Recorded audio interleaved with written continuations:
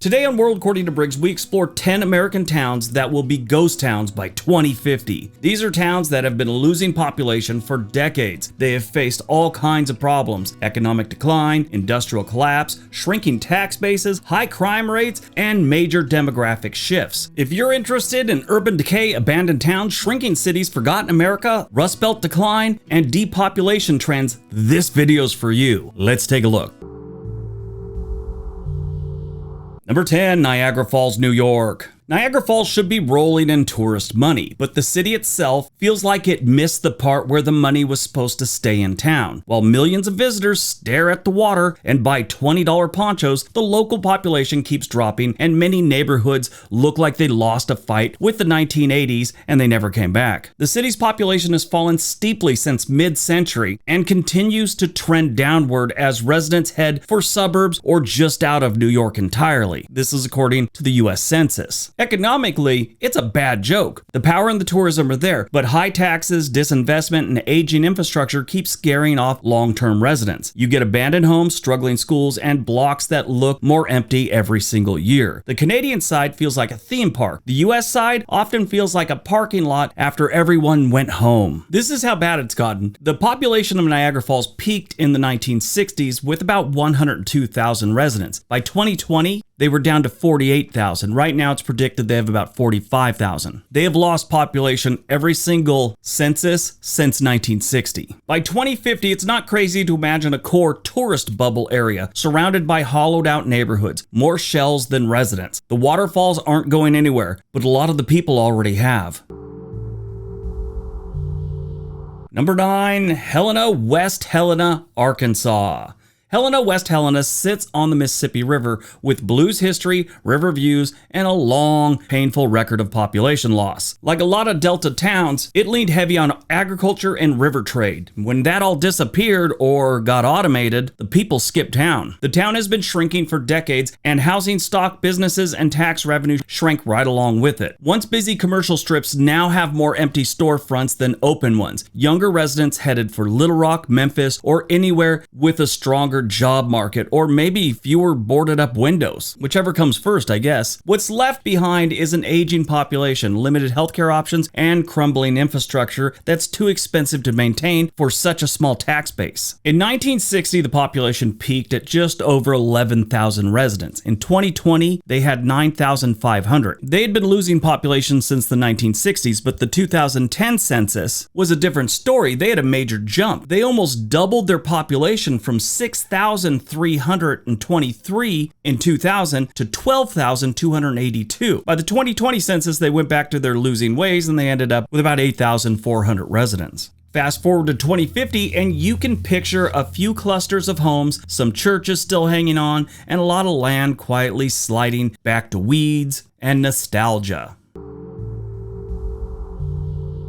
Number 8, Selma, Alabama.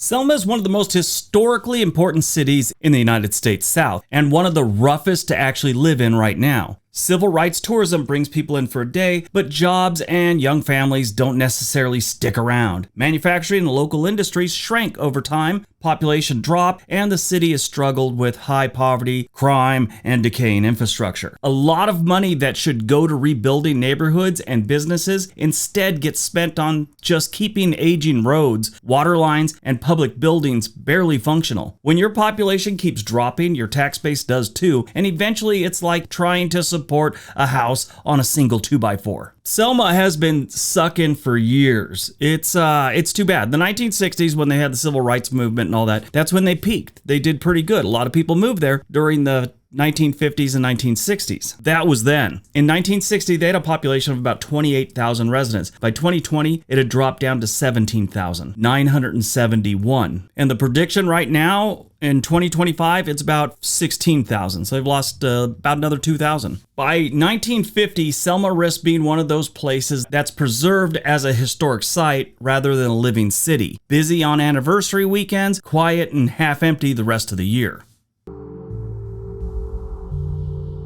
Number 7, McKeesport, Pennsylvania. McKeesport is classic Rust Belt. It boomed on steel, then the steel left and took half the town with it. The population has fallen dramatically since the 1950s, and every decade seems to carve off another chunk. Whole streets have more empty houses than occupied ones, and a once massive mill facility sits idle like an industrial fossil. This place is horrible. The crime's bad. They have tons of abandoned buildings that are currently being taken over by ivy and grass. The writing is on the wall for this one. It's going down and it will be a ghost town eventually. The city has tried everything: small business grants, redevelopment, arts projects, but you can't fully replace a giant industrial employer with a couple of coffee shops and a yoga studio. Younger residents head to Pittsburgh or out of the state entirely, leaving behind an older, poorer population that needs services that are shrinking in a city that can't afford the services they have now.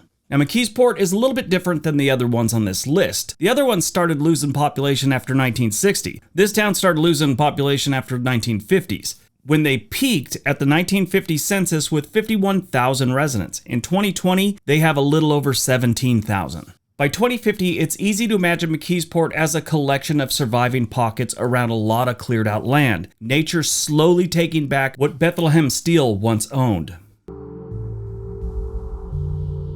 Number 6, Johnstown, Pennsylvania. Yep, staying in Pennsylvania. Johnstown has a brutal history with floods and economic whiplash. The city grew as a steel and coal hub and then got hammered when those industries collapsed. The population has fallen sharply from its mid-20th century peak, and the decline hasn't really stopped. Jobs here are few and far between. The jobs they do have are close to minimum wage. Younger residents head for Pittsburgh, Philly, or anywhere with more opportunity and less rust. The result? More vacant homes, more aging infrastructure, and that half-full stadium feeling where you could tell just by driving around that the place used to be crowded. Now, Johnstown has really taken it in the pants over the decades. They peaked at the 1920 census with about 67,000 residents. They were living the Great Depression dream before the Great Depression got here. Flash forward to 2020 and they have 18,400 residents.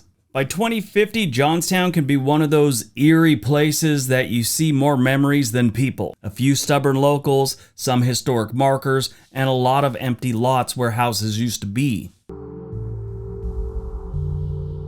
Number 5, Portsmouth, Ohio. Portsmouth sits on the Ohio River and used to be a solid blue-collar town. Then manufacturing jobs vaporized, the opioid crisis hit hard, and the city's population and economy both started circling the drain. The population has dropped significantly from its mid-century highs and continues to trend down. Downtown has pockets of revival, but step a few blocks away and you find vacant homes, shuttered businesses, and streets that feel emptier every single year. The floodwall murals are beautiful, which they really are, but murals alone don't pay electric bills or fund a functioning school district. If you are in the area though, definitely go by and see the murals. They're amazing. If you don't know, they built this floodwall because it's right on the Ohio River and they've been flooded out before, so they built this long floodwall and people have been putting murals up there since I believe the mid-90s. Pretty cool. Population peaked in the 1940s with about 40,000 residents. In 2020, it got all the way down to 18,252. So the trend is there and it's obvious. And by 2050, parts of Portsmouth may hang on as a kind of riverfront relic. Nice views, a few revived blocks, and big stretches of town that quietly empty out as people chase work and stability somewhere else.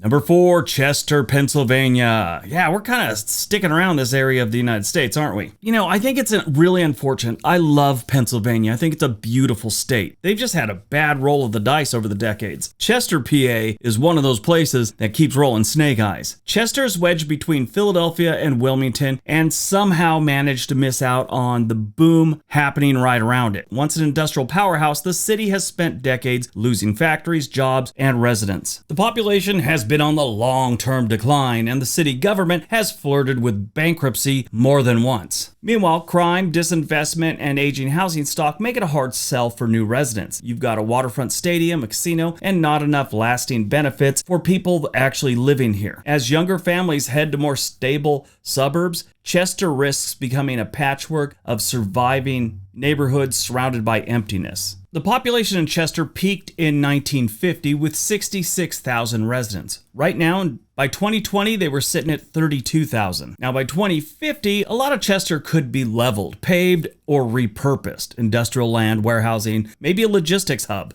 while the original city quietly fades into memory. Number 3, Pine Bluff, Arkansas. Pine Bluff has been labeled America's fastest shrinking city more than once. Between 2010 and 2020, it lost a huge chunk of its residents, and the slide has continued, with the population sitting right now around 38,000 residents. The usual suspects are here: lost industrial and agricultural jobs, high crime, struggling schools, and a shrinking tax base that can't keep up with the basic services. Downtown has some handsome historic buildings, but too many of them are empty or underused. Now, if you've been watching this channel long enough, you know every time we talk about the most dangerous cities, Pine Bluff shows up. It is honestly like that city got crime so bad, they're all, you know what, it's not even worth putting the effort into it. So bad. Sort of like you decide you're gonna rebuild a car, an old car or something like that, and then you get into it and you're like, yeah, it's just not even worth it. That's kind of how they are. It seems like they've given up. Maybe they haven't. I don't know. The stats never seem to go down. Give you an example, their overall crime rate is 189% above the national average. The violent crime rate is 340% above the national average. This place has a livability score of 49. And again, if you've been watching this channel long enough, you know anything under, like, let's say 60 kind of sucks. If you're at 49, you blow. Here's the weird thing. Pine Bluff actually peaked in 1990 with 57,000 residents. At the 2020 census, they were 39,000. Now, like I said, it's estimated they're about 38,000 right now. Pine Bluff by 2050 could be a skeleton of its current self. I mean, it's already a skeleton of its old self. A few functioning districts surrounded by neighborhoods that slip into full abandonment. Number 2, East St. Louis. Have you ever seen the movie Escape from New York with Kurt Russell? Yeah, East St. Louis's downtown gives off the same vibe. I mean, if you want to call it a downtown. Really, it's just a handful of buildings that are more than 2 stories and a lot of empty parking lots that look like they haven't seen a resurfacing in 50 years. This place is so bad and dangerous, they actually have an oh crap loop on the freeway. So you get off on their exit and you realize you made a horrible mistake. Well, you go about 2 blocks and you can get right back on. They make it really easy. Here it is. East St. Louis used to be Illinois' 4th largest city with more than 80,000 people in 1950. Today it's under 20,000 and still shrinking, losing roughly 3/4 of its population since it peaked and about 4% since 2020. Manufacturing collapsed, white flight and disinvestment kicked in, and the city never really recovered. Decades of poverty, corruption, crime, and failing infrastructure left whole blocks abandoned. Census data shows a small, aging population spread across a lot of land with limited economic engines pull things back. Unless there's a massive turnaround, East St. Louis by 2050 could look more like an urban prairie than a city. Grass, trees, and the occasional house where a neighborhood used to be. Very similar to parts of Detroit. In 1950, they peaked with about 82,000 residents. In 2020, they were at 18,000 residents, and they're predicted to be somewhere around 16,000 here in 2025. All right, before we get to number 1, let me know, which one do you think is going to go into total collapse by 2050, like almost no one living there? Let me know in the comment section below. All right, on to number 1. And number 1, Cairo, Illinois. If you never heard of Cairo, Illinois, that's because it's pretty much a ghost town already. Cairo, Illinois in its day was a big deal. It sits right at the confluence of the Ohio and Mississippi River. It is right where Kentucky, Illinois, and Missouri meet. Today, it's halfway to ghost town status. Once a bustling river city of over 15,000 people, its population has collapsed to around 1,500 people. That's almost a 90% drop from its peak. The reasons are a brutal combo: declining river trade, racial violence and unrest, flooding risk at the confluence of the Ohio and Mississippi rivers, and being bypassed by highways and rail lines. As jobs disappeared, so did people. Entire streets of beautiful old brick buildings now sit abandoned, sagging, and open to the elements. Photos of Cairo's downtown look like someone hit pause after an evacuation order and never came back. By 2050, unless something truly magical happens, Cairo is the closest thing America has to a future confirmed ghost town. A handful of residents might hang on, but large portions of the city will likely be fully abandoned. Just river fog, collapsing brick, and the memory of a town that almost made it. Like I said earlier, they peaked at 15,000 in 1920. Here, 100 years later, in 2020, they have 1,602 residents. And there's no reason it'll ever come back. I mean, absolutely none. I've suggested moving there because the property is dirt cheap. You probably don't want to, but it was in a video where if you don't care about everything else, where can I get cheap land and a cheap house? This is it, but no one should move there. It's over. All right, that's today's video. Hope you guys enjoyed it. If you did, give the video a big thumbs up. Everybody have a great day. Be nice to each other.